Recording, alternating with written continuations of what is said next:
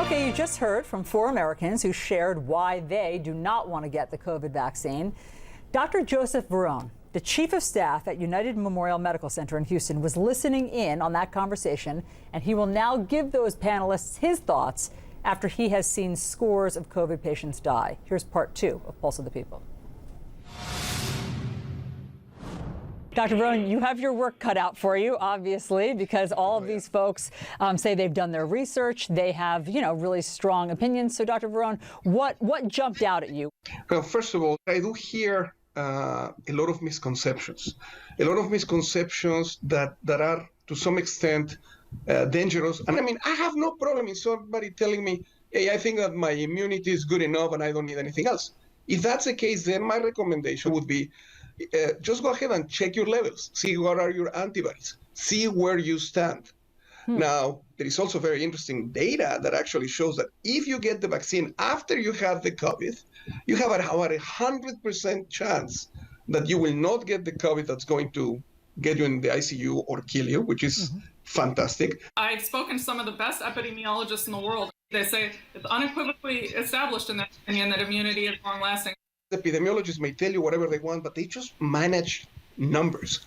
I am seeing this day in and day out. I have seen people that have COVID once, and I know, but it's not science, but it's the reality. The reality is that I have seen patients that have COVID once, and they come again with COVID the second time, and they come in deadly ill. I mean, I've had a patient that had COVID 3 different times, once in March, once in July, and once in December. Same patient. But you don't make policy based on anecdotes. But Janine, just to be clear, Dr. Verone isn't making policy. He's a frontline worker in an emergency room. He's sharing with you his experience. I mean, he's telling you that people who have had COVID can get it again. Nothing. What? And as a clinician, and my views are based on my years of education, training, and experience that I have gained, unfortunately, after taking care of a couple of thousand patients with severe COVID in my hospital, of which a lot of them died. I've known a lot of doctors at private practices and in the ERs that treated COVID a lot differently. They didn't send people home and wait till they got bad and it was too late to come in. But nobody in the media across the country wants to talk about preventative or prophylaxis. Okay, but Jennifer, that's not true. We would have loved to have talked about therapeutics, but they have to work. I mean, they have to actually have some testing behind it. But hold on, I just want to go through a couple of things that they brought up, Dr. Verone. Autoimmune disease. Do you agree that someone with an autoimmune disease should go slow when it comes to the vaccine? I'm in agreement with that. I believe that people with autoimmune disorders need to be a little more careful. Okay, but what about, Dr. Verone, what about what so many people are concerned about the connection to blood clots?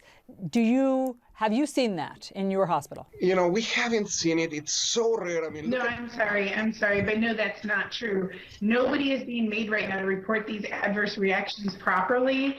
So to her point, on April 23rd, 2021, Janssen Biotech, which is J&J, did put out another notice about, and it's right here, and you can go on the web and you can find it, which states that most cases of thrombosis and thrombocytopenia were occurred in females ages 18 through 49, and some have been fatal.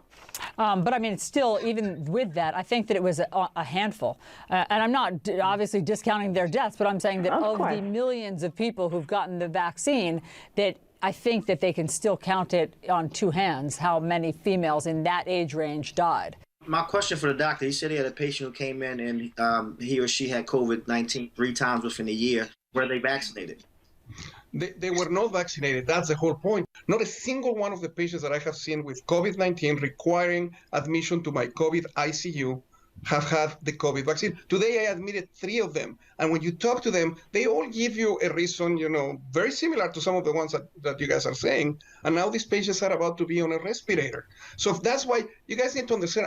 And I'm looking at the greater good. I understand that there may be a risk. There's a risk of everything, for God's sake. But what I'm trying is to save as many lives as we can. What's great about that conversation is that I didn't hear any rabid, committed anti-vaxxers. No. You can decide if, their concerns are reasonable. No, but there was no talk of computer chips or or trying to inject something nefarious into And a lot of people. them have gotten other vaccines. Yeah. They have gotten some of the standard vaccines, but this one they feel is too soon. And I understand that not everybody is always the first person through the gate. Some people need to take a breath, take a year, and wait. The problem is that then Dr. Verone has to treat the people. I mean, what he's gone through, that is the man who has worked 444 days straight without taking a single day off because he was so overrun with COVID patients. So there's a consequence to not wanting to be the first out of the gate. But I'm not saying that they're wrong. In fact, I always learn something from our panelists, and I really appreciate them coming on and being willing to be on national TV and sharing their perspective on all of that. Yeah, it certainly is not easy. And I remember DJ Quicksilver from when I was living in D.C. Good to see him again. That's right. All right.